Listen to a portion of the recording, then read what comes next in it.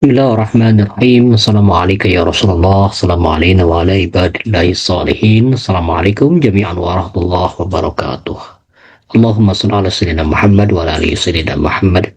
Sumanahu salila Rasulullah wa ala ayatil ma'asmin. Sumanahu salila wa ala ummahatina wa nusalila Raden Adipati Arya Wirata Kusuma. Syaudilah lahumul fatihah. Auzubillahi minasyaitonirrajim. Bismillahirrahmanirrahim. Alhamdulillahi Rabbil Alamin Ar-Rahmanir-Rahim Maliki Yawmiddin Iyyaka na'budu wa iyyaka nasta'in ihdinas siratal mustaqim siratal ladzina an'amta 'alaihim ghairil maghdubi 'alaihim waladdallin. Allahumma shalli ala sayyidina Muhammad wa ala ali sayyidina Muhammad. Bapak dan Ibu serta kawan-kawan yang menyimak, kita akan lanjut kembali untuk membacakan buku riwayat Kanjeng Nabi Muhammad sallallahu alaihi wasallam dalam Wirata Kusuma. Terdahulu kita sudah masuk pada episode yang terkait dengan Abu Sufyan yang berkeliling di Gunung Uhud, kemudian mempertanyakan apakah baginda Nabi Muhammad SAW sudah gugur atau belum ternyata, dan dia juga menyampaikan bahwa kemenangan di Uhud itu bahwa adalah kemenangan Hubal, Tuhan kaum musyrikin. Kita sekarang lanjut lagi pada halaman 145. Bismillahirrahmanirrahim. Dumih Allah Ta'ala disabit-sabit, dihinakan. Rasulullah Sallallahu Alaihi Wasallam miwarang Said Umar kajawab, gorawok sasaguran kieu. Allah Ta'ala nupang mulia na, Allah Ta'ala nupang agungna, numaha mulia. Abu Sufyan apal kana sorana Said Umar, tuluy tumaros, hei Umar, muga andika kersama parin terang, nahanya Muhammad teh. Nahatnya Muhammad teh tos pupus kuwadia balad kaula. Sayyidina Umar kemudian menjawab, ente kalawan wani sumpah. Ayeuna oge anjeuna ngadenge omongan andika Abu Sufyan melangek tuluy ngomong deui, kaula lebih percanten ka andika tibatan kana pangakuan Ibnu Qami'ah. Nu agul uar-uar pajarkeun manehna geus maehan Muhammad, sabalikna kaula sumpah dago bae tahun harap urang bakal tepung deui di Badar. Hade jauh Said Umar, kaulah sararea pengkuh kana janji tahun harap baris ngalayonan andika, tahun harap baris ngayonan andika di dinya. Abu Sufyan itu berteriak-teriak ya, tentang mempertanyakan tentang keberadaan baginda Nabi Muhammad SAW, apakah sudah wafat atau belum. Kemudian dan dia menyebut bahwa kemenangan di Uhud itu adalah kemenangan Hubal, kemenangan Tuhannya kaum kafir musyrikin itu. Karena menyebut-nyebut itu, baginda Nabi Muhammad SAW yang sejak tadi terdiam, kemudian menyuruh Umar bin Khattab untuk menjawab jerowokan, menjawab pernyataan dari Abu Sufyan itu. Kemudian dia berkata, Sayyid Umar itu berkata, Allah Ta'ala yang bahwa Allah Subhanahu wa Ta'ala yang paling agung, yang paling mulia. Kemudian Abu Sufyan itu mengenal suara Umar. Dari sana kemudian Abu Sufyan bertanya kepada Umar, apakah baginda Nabi, apakah Muhammad itu masih hidup atau sudah mati, katanya begitu. Dan Umar bin Khattab menyatakan bahwa beliau sesungguhnya masih hidup dan mendengarkan suara andika, suara anda, cerita gitu. Dan kemudian kata Umar tuh, saya lebih percaya apa yang disampaikan oleh engkau Umar ketimbang Ibnu Qami'ah yang mengatakan bahwa sesungguhnya dia sudah membunuh Muhammad. Dan Abu Sufyan menyampaikan bahwa tunggu saja nanti tahun depan kita akan bertemu lagi di Badar untuk perang, melanjutkan perang ini, katanya. Jadi dan Umar mengatakan siap, kami akan bertempur dan akan memegang janji pertempuran nanti di tahun depan di Badar, begitu. Nabi Muhammad SAW miwarang Said Ali nalingakeun lampahna anu malungkir.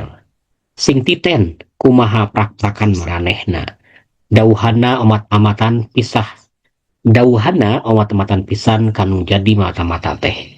Awaskeun dina erengitna naha tarumpak kuda atau onta. Upama tarumpak onta ari kudana ditungtun tangtu maranehna moal tuluy perangna. Kebat baralik ke Mekah. Tapi sabalikna lamun kudana ditarumpakan ari ontana digiringkeun, hiji tanda maranehna baris tuluy ka Madinah. Megat di jalanan urang. upama kitu petakna teu aya deui nupang hade na kajaba ti maranehna buru-buru ditarajang ku urang ulah di engkekeun deui sangkan leupas tina bancang pakewuh. Kemudian baginda Nabi Muhammad SAW menyuruh Sayyidina Ali bin Abi Thalib karramallahu wajhah untuk melihat, memantau pasukan kafir Quraisy itu yang dipimpin oleh Abu Sufyan itu. Dan kata baginda Nabi Muhammad SAW, lihat mereka itu, apakah mereka itu menunggangi unta dan kudanya digiring, jadi tidak ditunggangi gitu. Kalau itu yang kejadiannya, kalau mereka menunggangi unta kemudian menggiring kuda, berarti betul-betul bahwa mereka itu pergi balik ke Makkah. Jadi dia kembali dan tidak melanjutkan perangnya.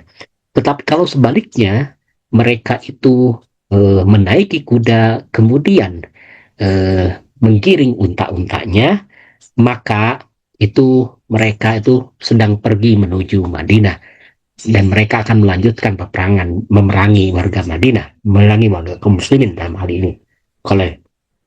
Karena itu kata baginda Nabi Muhammad SAW, kalau mereka itu menggunakan kuda dan menggiring unta, menaiki kuda dan menggiring unta, maka kita harus menghalau mereka dengan secepatnya agar mereka bisa cepat dilumpuhkan, bisa cepat disingkirkan gitu.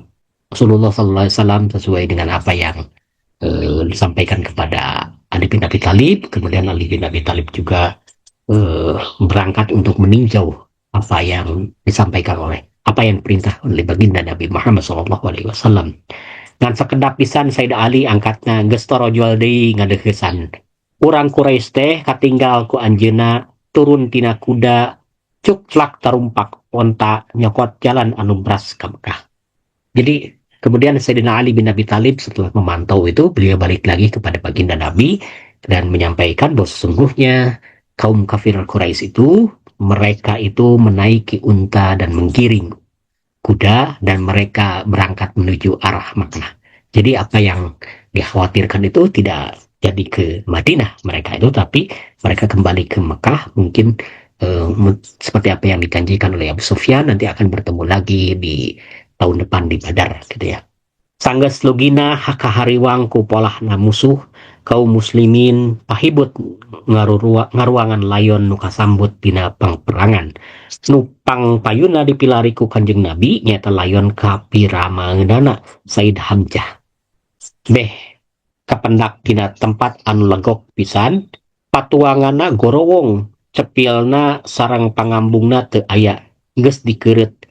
Upama kawula henteu sieun Safia saderek Hamzah nu istri nambahan kamalangsaanana hayang dipake contoh susuganan jadi web ieu layon ku kawula moal di ruang rek diantap sina beak dihakaran ku sato galak jeung manuk-manuk ngarah jadi panggeuing ati ingat salawasna hayang mulangkeun ka nyeri.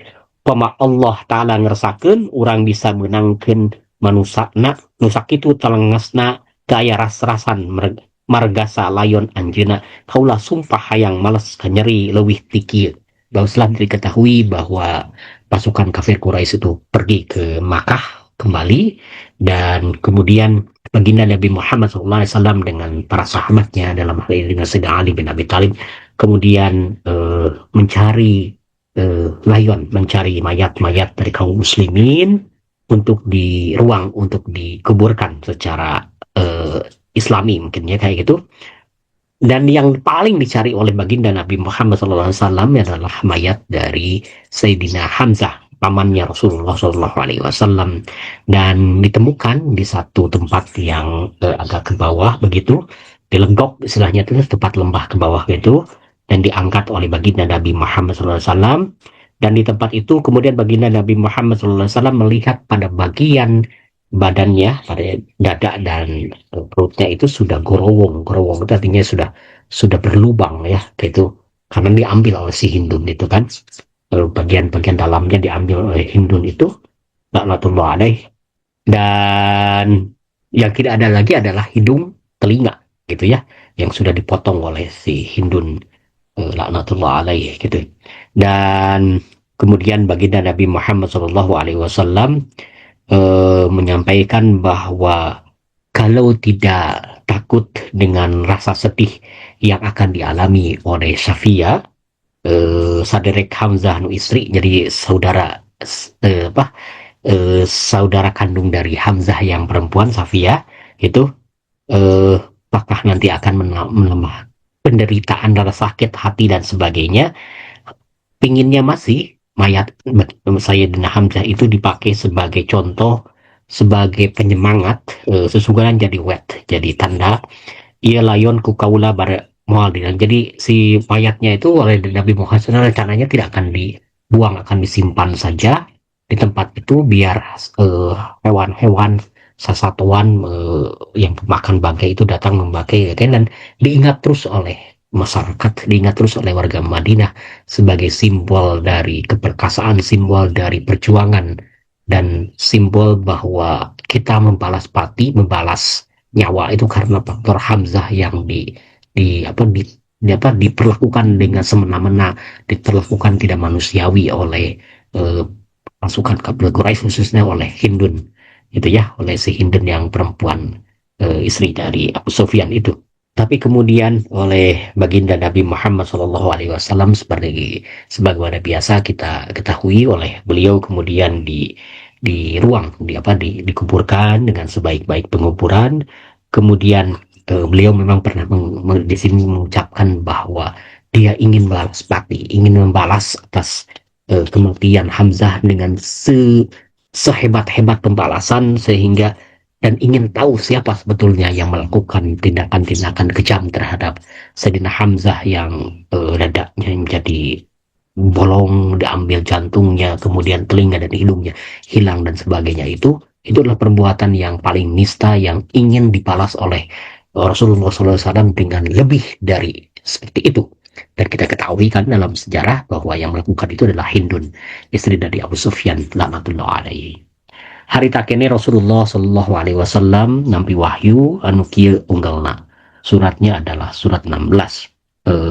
Dituliskan dalam Asmarandana oleh Rata Kusumah itu, lamun giliran geus nepi rek mulangkeun ka teungeunah.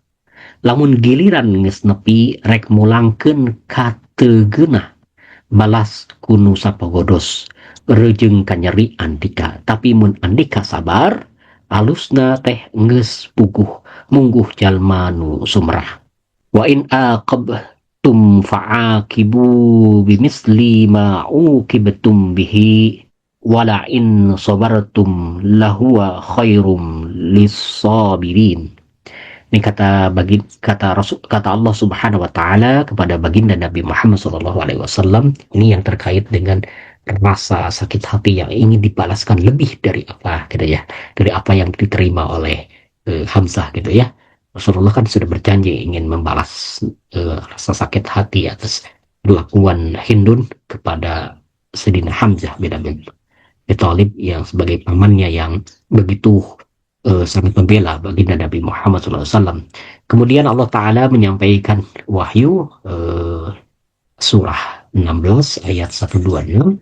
Lamun giliran geus nepi, kalau saatnya sudah sampai gitu ya, rek mulangkeun katukeunah, akan ingin mengembalikan rasa sakit hati yang tidak enak atas perlakuan terhadap Hamzah itu, balas kunu sapokodos, balas saja dengan sesuatu yang sama gitu ya. Ada luar biasa ini, rejeng kenyeri andika, yang sama dengan rasa sakit yang kamu derita, yang kamu rasakan gitu ya. Tapi mun andika sabar, kalau engkau ya Rasulullah bersabar, alusna teh geus puguh. Jadi itu yang paling terbaik gitu ya. Mungguh jalmanus sumrah, itu tanda orang yang betul-betul berpasrah kepada Allah Subhanahu wa taala. Jadi kata Allah Subhanahu wa taala, kalau kamu ingin membalas atas rasa sakit yang kamu terima, sakit hati atas kamu terima, balaslah dengan sesuatu yang sama, yang setimbal, yang adil, yang sama. Dan jangan berlebih-lebihan gitu ya. Gitu. Tetapi kalau kamu bersabar, artinya kamu sudah Kalau kalau menghilangkan rasa rasa sakit hatinya tuh, menghilangkan rasa ingin balas dendam itu lebih baik. Itu tanda bahwa kamu sudah berpasrah diri kepada Allah Subhanahu wa taala dalam hal ini, bahwa kita harus tahu bahwa kematian apapun bentuknya adalah sudah takdir dari Allah Subhanahu wa taala. Ini harus diterima. Dan ini tempatnya ada semacam doktrin dari semacam, ini luar biasa nih. Wiratakusuma itu menyampaikan ayat dengan Smarandana, dan seolah-olah ini adalah doktrin yang terkait dengan Jabariyah ya. Doktrin yang menyatakan bahwa terima saja apa adanya, terima saja apa yang sudah ditentukan Allah Ta'ala. Karena dengan nerima itu bagian dari serah dengan kepada tawakal pada Allah Subhanahu wa taala. Saparantos Nabi Muhammad SAW nampi eta wahyu manah anu tadinah palai males kanyeri teh musna tanpa lebih. Jadi setelah mendapatkan wahyu itu, kemudian baginda Nabi Muhammad SAW itu sudah tidak lagi punya rasa balas dendam gitu ya. Malah awat-awatan pisan kasadaya muslimin pemaulah aya nuboga ingetan hayang nyacadan layonna musuh bisi nampi bendon ke Allah Ta'ala. Kemudian menyampaikan juga ke muslimin nanti dalam peperangan itu jangan melakukan perbuatan yang sama seperti yang dilakukan oleh Hindun kepada Sayyidina Hamzah gitu ya. Yaitu karena kalau kau melakukan itu, maka Allah Ta'ala akan membenci. Dan di sini saya kira ada moral yang luar biasa, bahwa dasar moralnya adalah bahwa kita tidak boleh melakukan perbuatan buruk yang sama dengan apa yang dilakukan oleh orang lain terhadap kita, dan kita juga tidak boleh membalas begitu ya. Artinya di sini ada pelajaran moral yang luar biasa bahwa perbuatan buruk mereka itu sudah tidak perlu kita ulang kembali, karena itu perbuatan buruk, sesuatu yang tidak boleh terulang. Jadi yang harus kita ulang itu adalah perbuatan yang baik, yaitu bersabar, kemudian berperang sesuai dengan suasana perang-perang yang biasa, yang tidak melakukan tindakan-tindakan yang aniaya seperti yang dilakukan oleh Hindun kepada Sayyidina Hamzah. Waktu beja waktu beja hal bobor karahayuan teh geus nepi ka Madinah, burudul istri-istri komo Siti Safiyah mah guragiru rek nulungan anu taratu. Jadi kemudian setelah sampai informasi bahwa banyak kaum muslimin, sekitar 70 orang muslimin yang meninggal dunia, yang sampai informasinya ke Madinah, kemudian datanglah para perempuan-perempuan Madinah, termasuk dalam hal ini adalah Siti Safiyah ya, saudari dari Hamzah itu, yang buru-buru datang ke tempat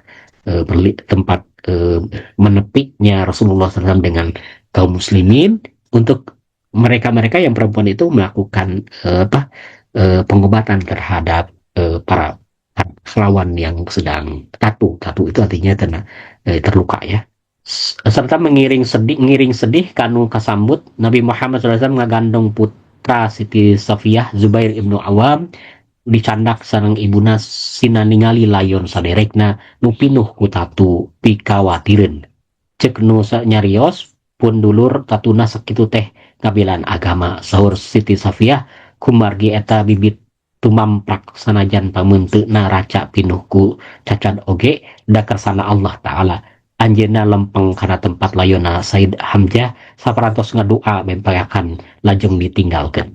Jadi kemudian Rasulullah SAW mendampingi Safiyah dan membawa Zubair ibnu Awam, putra dari Safiyah, dan diajak untuk melihat layon jenazah dari pamannya, yaitu Sayyidina Hamzah itu.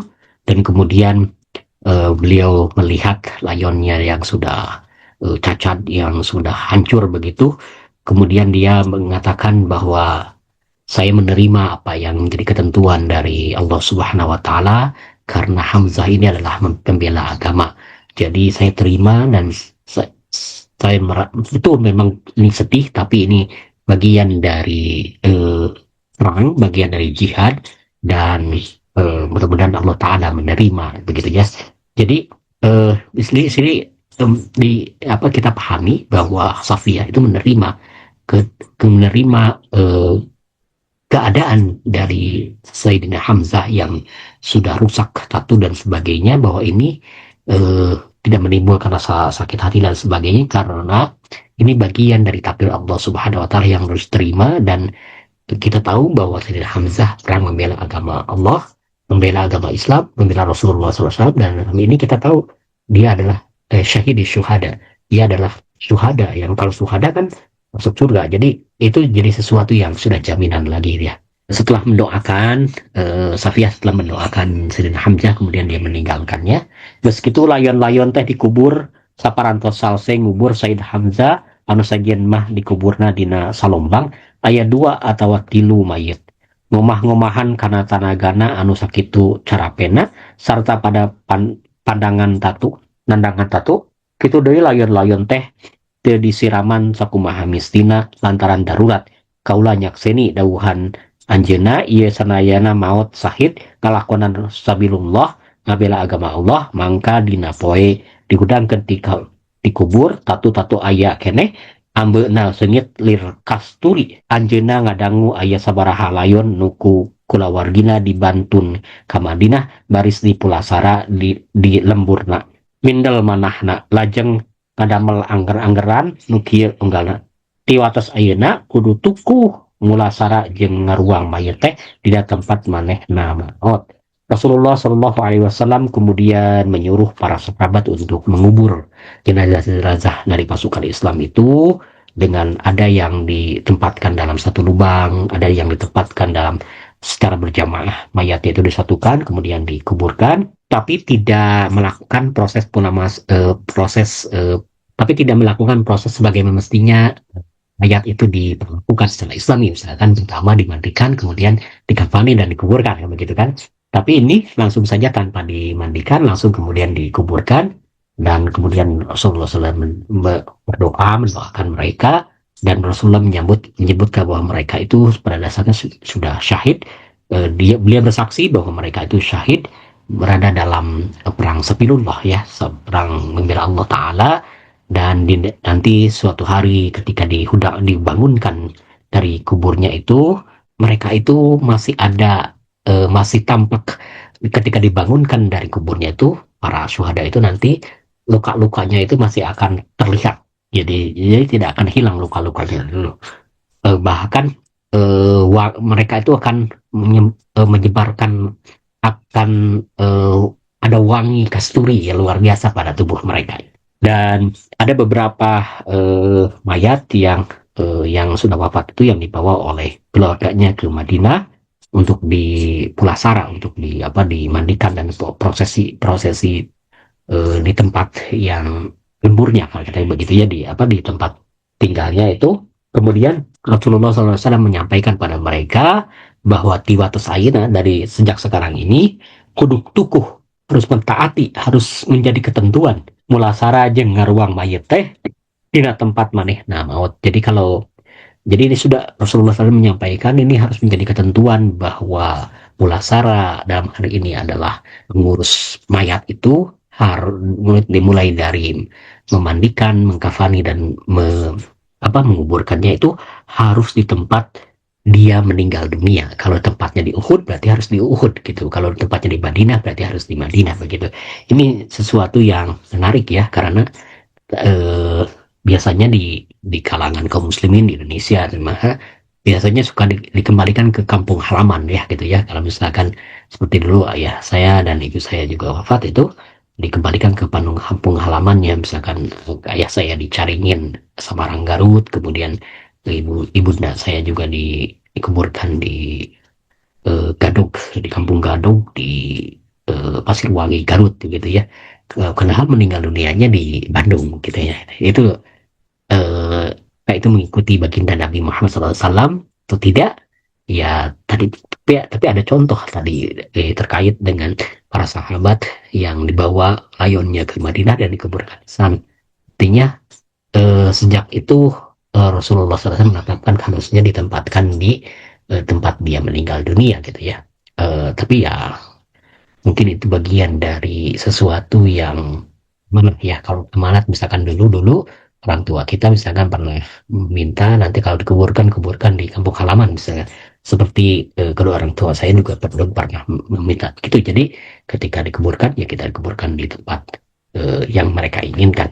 Perang Uhud teh nilik bukti nama henteu ngapaskeun kaum Islam upama nimbang jumlahna musuh leuwih ti opat kalieun nama loba soteh anu kasambut ibarat contoh anu tetela bohongan nah baha kana parentah Rasulullah SAW henteu pengkuh kana piwuruk babari pupul ku kabutuh anu lumayan cidra kana janji kabita kujarahan tiwates harita urang Islam yakin dawuhan Rasulullah SAW mah henteu beunang digadapah teu beunang dicacampah upama bahakan kontan karasa manah mamalana maranehna pada janji kapayun mah moal deui-deui kana baha kana dawuhan Rasulullah sallallahu alaihi wasallam rek ditumutkeun sagala dawuhana sanajan anjeunna aya nu ngelusan disengker ku wahyu nu nyindiran kasalempangna Sayyid Ali Abu Bakar jeung Utsman nalika bingung ngadenge nu cocarowokan nyebatkeun Nabi Muhammad sallallahu alaihi wasallam geus pupus teh. Perang Uhud itu menjadi bukti bahwa apa yang dilakukan kaum muslimin dalam hal ini dalam ketidaktaatan kepada baginda Nabi Muhammad SAW untuk menerima petuah dan untuk menjaga situasi dan kondisi serta menjaga bukit yang dengan panah itu karena tertarik dengan aspek-aspek keduniaan sehingga meninggalkan perintah baginda Nabi Muhammad SAW. Akibatnya, ketahuanlah akibatnya kaum muslimin menjadi diserang balik oleh Khalid ibn Walid itu, kemudian banyak mengalami luka-luka dan banyak mengalami kekalahan dalam arti jumlah kaum muslimin yang banyak yang meninggal dunia. Dan itu karena faktor dari dari upaya usaha menolak, upaya tidak patuh kepada baginda Nabi Muhammad SAW sehingga akibatnya sangat terasa sekali. Coba kalau, nah itu ya, kalau berpikir historis gitu, coba kalau, tapi seperti itu tidak terjadi ya, kalau misalkan mereka, karena faktanya mereka misalkan tidak mengikuti perintah baginda Nabi Muhammad SAW.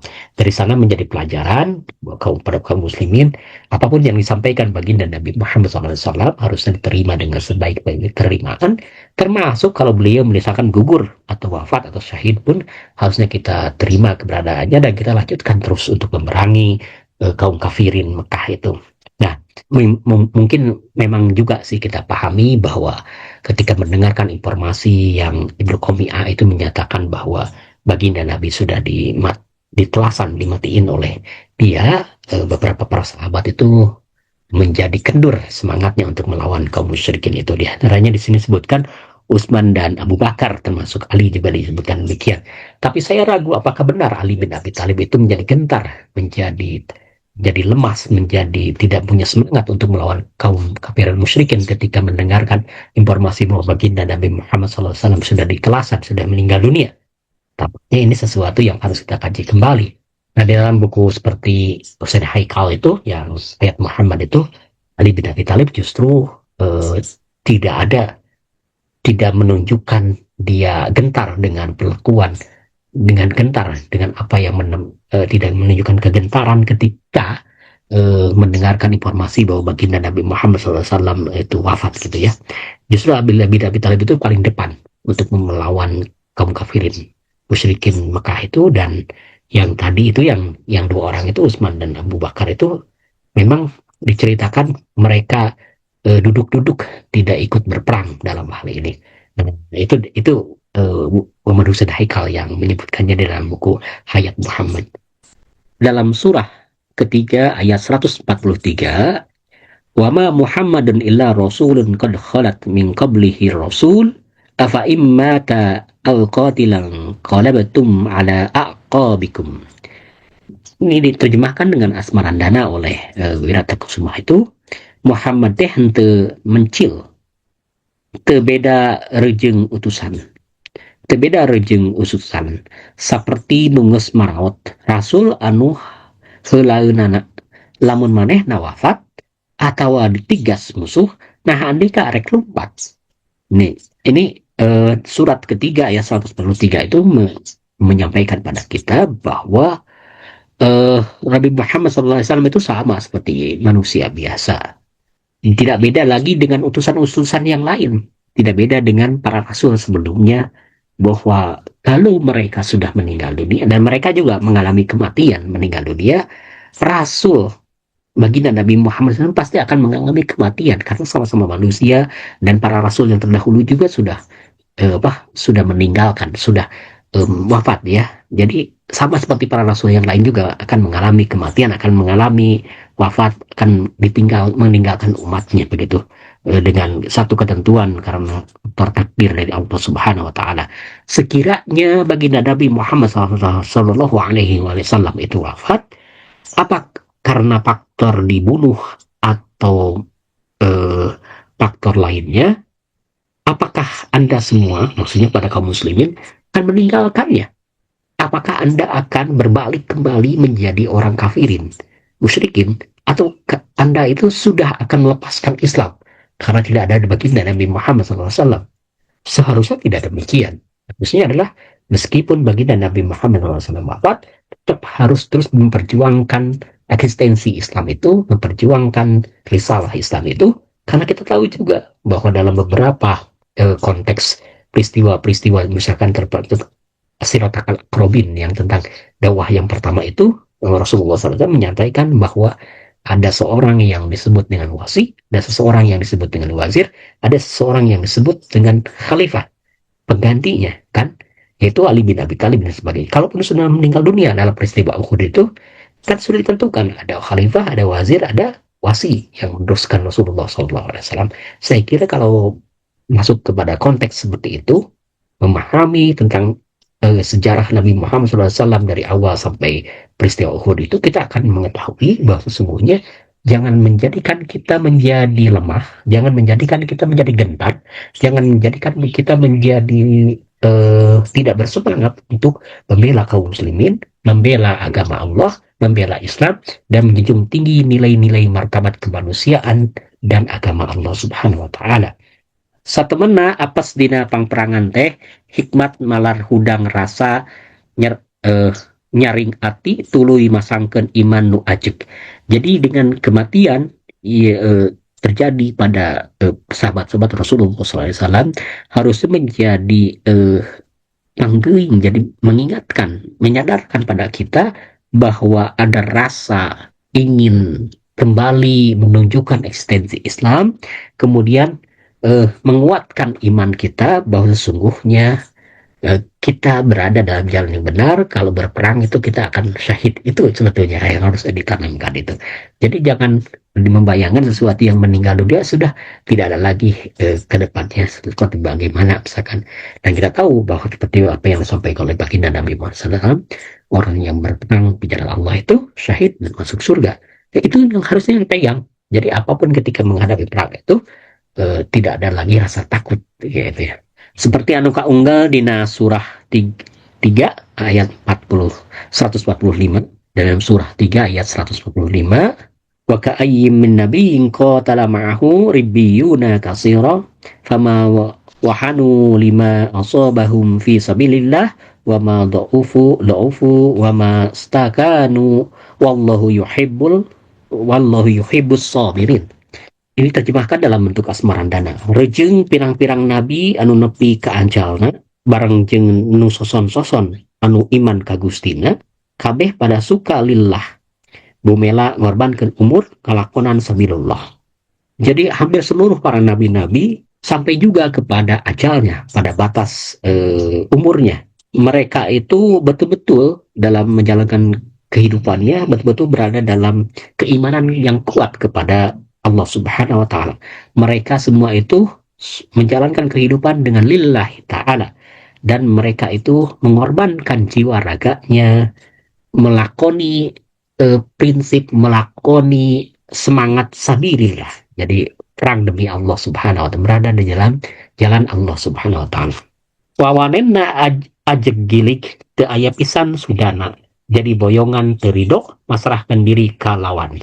Keberanian yang luar biasa yang ditampakkan oleh kaum muslimin atau juga para nabi terdahulu itu sudah betul-betul tampak sekali gitu ya, bahwa pada diri mereka itu mereka sudah tidak mau memasrahkan diri, tidak mau kalah ya, tidak mau menunjukkan kekalahan atau misalkan sudah serah bongkok, pasrah bongkok itu artinya sudah pasrah, tidak begitu. Dalam urusan yang terkait dengan perang itu mereka betul-betul melawan kafir Quraisy itu, dan menjadikan bahwa Allah Subhanahu wa taala tempat satu-satunya kita berserah gitu. Artinya aku tidak akan menyerahkan diriku pada musuh, dan aku akan menyerahkan diriku pada Allah taala, dan aku akan menuntaskan perang ini sampai betul-betul aku menang atau aku gugur di jalan Allah, begitu ya.